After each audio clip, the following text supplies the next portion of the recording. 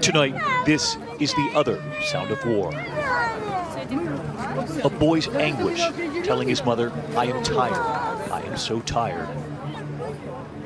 Tonight, the humanitarian crisis worsening on the Ukraine-Poland border. At this train station, through the window, we see a crush of need. This is the room set aside for women and children escaping war. So many of the families here have traveled for days. It's just an extraordinary thing to witness here. The train has arrived from Ukraine here in Poland. You can see the baby here in this carriage. So many young children brought by their families to safety. And as you walk through the crowd here, you can see the sheer number of families who've arrived here. Children with their winter coats, but little else. Many parents telling me it was simply too dangerous to stay. Some had been hiding in basements for days. There is an unmistakable urgency here. People on the phone, families desperate for help. Two young mothers, sisters, who escaped Ukraine with their children. What has this journey been like? They tell me this is their fate. What else can we do? We have to keep our children alive. We ask about the fathers. Have either of them stayed behind to fight the Russians? Allah says her husband is not in the army, but yes, he stayed behind to fight. You believe you will go back home? Yeah. Like so many of the children we met here, their children carry stuffed animals too. Alexei and his favorite dog. Yes. Yes, I do. Yes, you do. You have your dog. These two mothers and their children spent 22 hours on 2 trains to get here. Our children sleep in the floor, The floor floor of the train? Yes. I ask them about Vladimir Putin. There is silence and fear. But then they tell me we want our freedom. You want freedom? Yes. You want to keep your freedom? Yes. Tonight, the UN now says there are more than 1 million refugees. 500,000 of them are children. A little girl clutching her doll. And this family from Ukraine's second largest city, Kharkiv, under assault from the Russians. You came all the way from Kharkiv. Yeah. They told me they could hear the bombs, the missiles landing all around them. The rocket just. It's terrifying. And you tried to stay as long as you could? My father is still in Ukraine because he can't leave this country. She fears for her father's life. I hope that Ukraine will Survive, yes, you will. but you don't know. And we come to home, our Ukraine. But now, a big sister helping to look out for her 8-year-old brother, Misha. His favorite bear? He really loves him. We head into this room where we find strangers who've come from all over holding signs. A couple from Denmark holding their sign.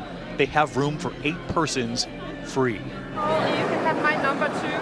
We witness their kindness, getting information from a young woman. They will now help. And we all go together. You have offered to take people with you? Yes. And how many people are you trying to take? 8 people all in all. Yeah. We went here in 2 cars What made you decide to do this? because we needed to do something. There is so much need here. A little boy sleeping on a bench in the middle of the train station, and families unsure where they'll sleep tomorrow. And at daybreak, thousands more fleeing. They're unmistakable, the sirens on the Ukraine border, the police escort for the buses, filled with families getting out. You can see the buses pulling in one after another. These are all Ukrainian families fleeing their country, coming just across the border here into Poland. On board these buses, we hear story after story about the mothers and their young children and the fathers who they have left behind to fight against the Russians. Don't rush off the bus, she says. Please, no panicking, and keep an eye on your children. Another guard waiting to help. On board so many of the refugees are children. Lifting up this boy, a mother and her sleeping baby, and their one bag of belongings. She gets help with her baby. The guard holding him. And then back to mom. She whispers, "Don't worry, mommy's here." She kisses her baby. And we find the boy with the superhero backpack. Are you a Superman? Yeah, you're a Superman. Zahar tells me he's 5. 5. Oh, you're 5. You're 5? Мне тоже 5. He tells me they took a train and then a bus. He also tells me his father is fighting in the war. Your father is still at the war? На войне. Your son told me that his papa is fighting against the Russians. Сын сказал, что папа борется с русскими. А это что за палка? Погоди, не знаю. И такой молоточек? What did you say to him before he left? She tells me he told them to go because it was terrible. They could hear the missiles. The Russians were firing all around them. How do you explain this to your children? What do you say to them? Его это игрушки, он до конца ничего не понимает. She says, my 8-year-old daughter is old enough to understand the danger. Wiping her tears, she holds her. A kiss to her forehead. As you can see, there's just a crush of families here who have just arrived from Ukraine. This is the shelter that they have set up here, at least in the short term, to try to get these families some answers. This young woman, a volunteer, telling them they will now choose a country where they will go next. Germany, Austria, Italy. We see the line of people listening to her, realizing they must choose now where they're going to live. She was telling you all of these places you can go. Have you thought about that, where you want to go? Да, мы планируем. She tells me they're planning to go to Vienna. Can you believe that you're being forced to choose another country to go to? Для меня сейчас. I want to be away from the danger, she says, so I can have my children live in peace. A son hugs his mother after what he's heard. The tears of a mother, yeah. Their father staying back too to fight the Russians. Do you worry about your husband? Конечно. Yes, she says, but he told us to go. You thinking about your father? Very much, he tells me. I'm having a hard time. I love him. Watching it all, his younger sister, Zlata. Please be safe. Please be safe. And with so much need here, that young volunteer who came from Germany helping these families, revealing to me one of the things they need most right now.